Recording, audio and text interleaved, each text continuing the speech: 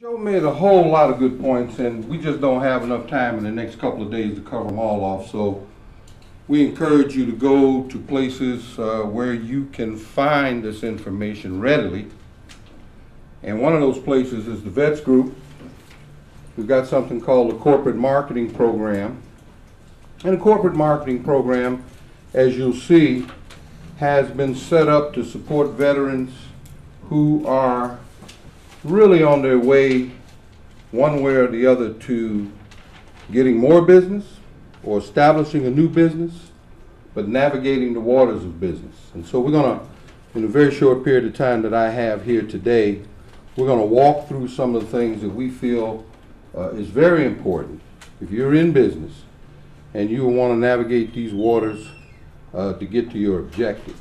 One of the things that really interested me about something that Joe said was relative to the language that's in the various pieces of legislation. Shall, may, will, could you, please, why don't you? Kind of reminds me, I raised 4 kids. They're all grown now. And y'all got grown kids? And who got little kids? Little kids, little problems. Cherish the days that your children's problems are small, because once they get grown, they become bigger problems. But Joe said, shall, may, will, could you, please, why don't you? I don't think I used that tact when I wanted my children to do something.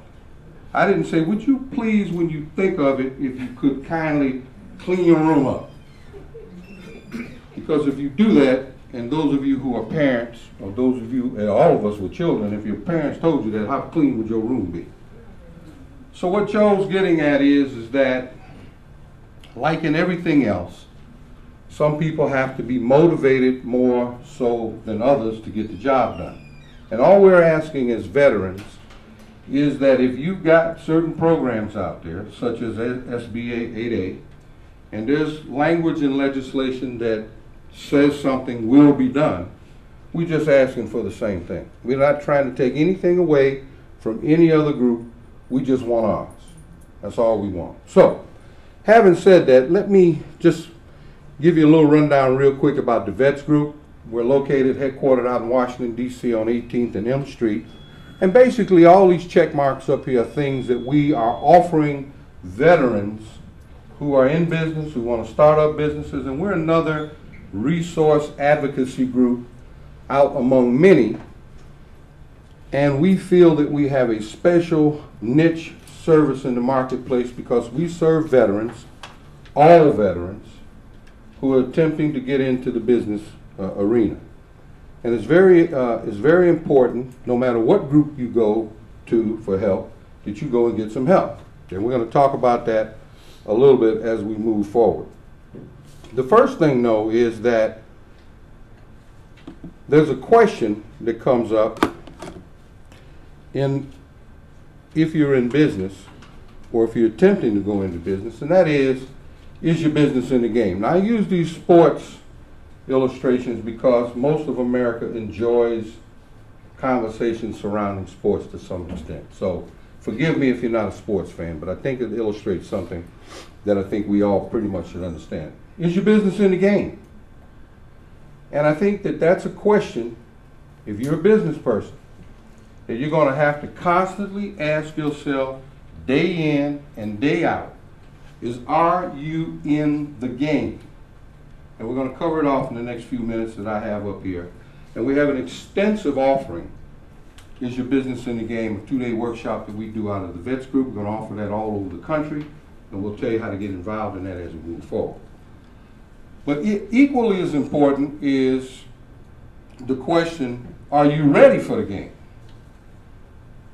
See, you got to get ready to get in the game. Once you get in the game, are you sitting on the bench or otherwise?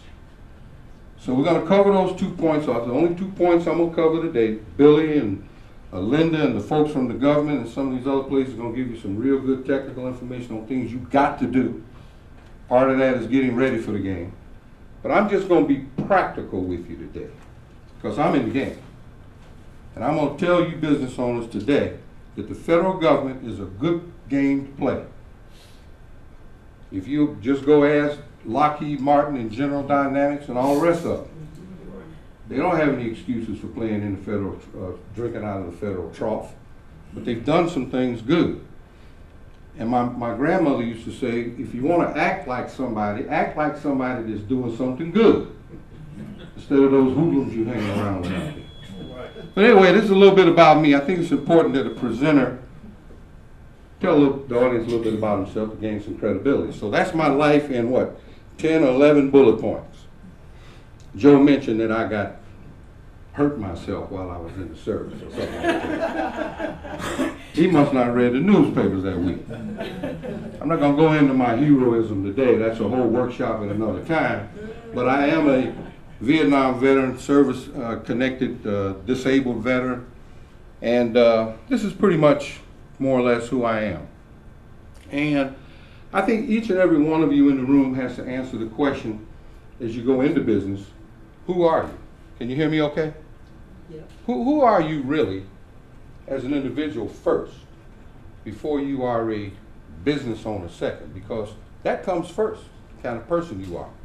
And every time you step up in front of one of these representatives from a government agency or from a corporation, they're not really judging you by the business you're in. They're judging you by the type of person you are first, believe me. I got a master's degree in communications. I teach this stuff on the college level. And there's something called the presentation of self in everyday life. It's very deep, but we do a lot of work in the prisons with incarcerated veterans, and we tell them that you have to present yourself a certain way now when you come out back into society. So as business people, we have to present ourselves in a certain way. So make yourself a list of who you are, understand who you are, and then make sure everybody in your immediate circle understands who you are, and then let it spread out. But anyway, I'm just an average guy. The only interesting thing about I come from a big family. I got 15 brothers and sisters. There's 2 sets of twins in the family. My baby sisters are twins. The youngest girls, we call them double trouble. And I'm a twin. I have a twin brother. And there's an old saying, only a mother can tell the difference between identical twins. And in my mother's case, she gets us mixed up all the time. I can't believe the times that she'll call me my brother's name and vice versa. And you can see why. I mean, there's no question about it, is there? You see what I mean? All right, all the silliness aside now. When I ask myself, or if the question is asked, is your business in the game? Some of you over at the table, you picked up a flyer. It's the Veterans Business Initiative newsletter.